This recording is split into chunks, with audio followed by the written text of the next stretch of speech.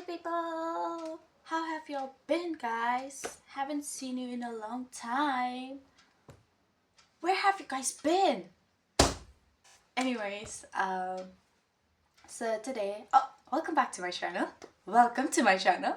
So today I want to talk about summer strike. What is summer strike? So for those of you who don't know what summer strike is, it is a gay drama which was released in 2022, and the main summary about this drama is that it talks about the main protagonist Lee Yorom, who is an exploited office worker, and she is like abused verbally a lot in that office, and she tends to feel really out of the zone and everything. Who quits her stressful job after like personal tragedies in her life, and then she moves on to a very quiet seaside village called Angkok, and she begins a new life where she heals, where she learns. Her main goal in this drama is to do nothing for a whole year. The reason why it touched me so much is her decision to not do anything. Like, I could never think something like that, I like usually, even when I tend to see dramas or anything where a person is like tired and exhausted of their life, they move on to a new place and they may work somewhere where they feel like a lot more calmer. But what surprised me is that she decides not to work, which is something I never thought could have been the thing, and that really made me like this drama even more. As per her personality, she is also a very shy, introverted.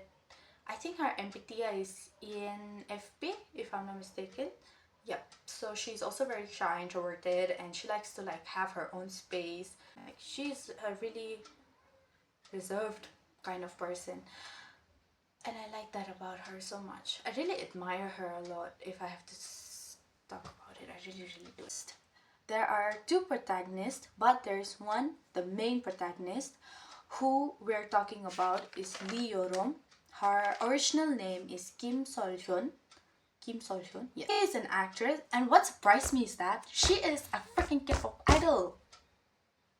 I didn't know about that, y'all. Like, I had no idea she was a K-pop idol. And like, the K-pop group that she is from is AOA. That's so famous. Like, except for the fact that I don't know their members. I know their songs, but I do not know a lot about the members of that group. But I was actually surprised. In fact, I got to know about her, as in like her being a K-pop idol today itself. So I was really surprised, and I had to add this. Her career as an actress with a lot of dramas like Orange Marmalade, then My Country, Age and Awakening, and a lot more. The second protagonist that we're talking about is Andebom. Andebom. Original actor's name is Im Si-won. Im Si-won, I guess you've heard his name because he's like a really famous dude. So Andebom is a librarian who happens to be really shy and so my type. Like, he has a very shy personality, and before he became a librarian, he was actually a student. Oh yeah, he was like a student, also like a researcher, and because of that he had a lot of trauma, and because of all of these things in the past, he let go and finally chose to just become a quiet person and be a librarian and live a quiet life. That's what his character is. This is actually based on a webtoon called I Don't Feel Like Doing Anything, with who the author is Ju Young-hyun. So it's based on a webtoon, and it then later depicted as a K-drama in 2022, as I mentioned earlier. So let me talk about the directors who directed this K-drama. So the two directors who directed this K-drama are Lee Young-jun, and the second one is Hong Moon-pyo. Yeah, like, So Lee Young-jun is the director of this drama. He has done a lot more other dramas or movies like The Coffee Prince. I think, oh sorry, Coffee Prince. So Coffee Prince is a really famous drama, if I'm not mistaken. Like it's like a very known one, so it's very popular. And Hong Moon-pyo, I tried researching about him. I really couldn't find much about him, except for the fact that he's also a director and his most known work is Summer Strike. So that's all I know. The main idea of Summer Strike. So the main idea of Summer Strike is to prioritize mental health, and then live a simple life, and then find happiness, know a lot about yourself, value your time, the value of life, and everything to do with yourself. So that's the main idea of Summer Strike. There's a lot of lessons that I've specifically learned, and one of that is if it's if it's going to be bad, just do it anyways. Since it's going to be bad, just do it anyways. Since it's going to be bad, just do it anyways. These words hold so much power. The reason why I'm able to like feel myself, the reason why I'm able to do a lot of things, sometimes I just happen to like, ever since I've been listening to my whole perspective of the particular thing that I'm about to do or I'm doing has just changed, honestly. We as humans, we tend to feel that whatever we're starting, whatever we're doing, we want to do it perfectly. We want to make sure that each and every bit of it is exactly how we imagine it to be. And there's nothing wrong in it, right? But the idea of perfection uh, really takes really takes the creativity away from you. This really helps me to keep going, and it makes me think that since it's going to be bad, I'm just gonna do it. Like it's so simple, right? Like it's going to be bad, so just do it anyways. Second lesson that I've learned from this drama is if you were stuck on a deserted island and you are given that particular thing to do on that deserted island, would you do it? And if you said yes, you better start it and you continue it.